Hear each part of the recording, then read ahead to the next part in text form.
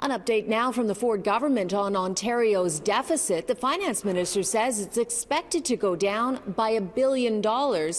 It's projected to do that by the end of this fiscal year, which is March 31st, largely in part, they say, because you have been spending more money. Okay. The sales tax was up $1.3 billion more than projected. That, combined with an increase in corporate tax revenue, means the province's deficit is now projected to be $13.5 billion in 2018-19. That deficit is hotly contested, though, with the Liberals and NDP claiming it is inflated. Now, yes, the fact that the deficit is down is very good news. However, the finance minister is also cautioning that it's not an easy road ahead for the upcoming budget, which he hasn't said when it will be released, but he is laying the groundwork that it could be painful. We will pay $12.5 billion in interest this fiscal year. We have to start with the understanding that the previous government was spending $40 million a day more than they brought in. That's where we have to begin to understand that.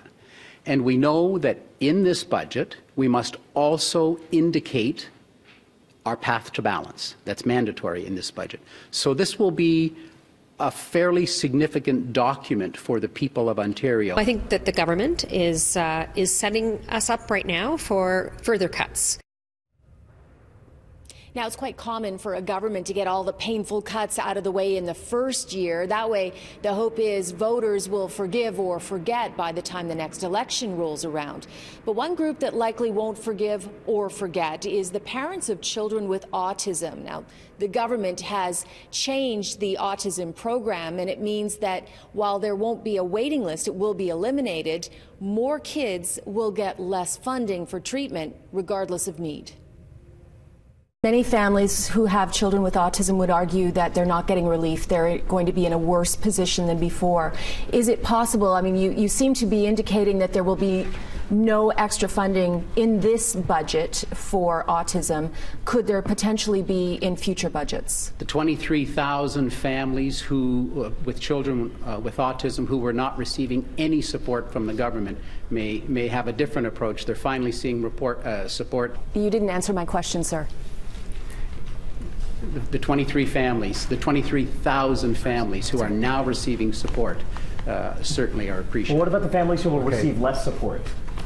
What about the families who will receive less support? Is there going to be any more money, any additional funding for them? Thank you. Now, families who have children with autism are planning protests this Friday, and another spat is brewing. This is with an autism organization called ONTABA, the Ontario Association for Behaviour Analysis. In a letter to members today, it accused the government of strong-arming them, saying that they were told if they didn't sign off on the changes and send a glowing response to them, that it would be a very long 4 years. Now, I did reach out to the government in a statement late today.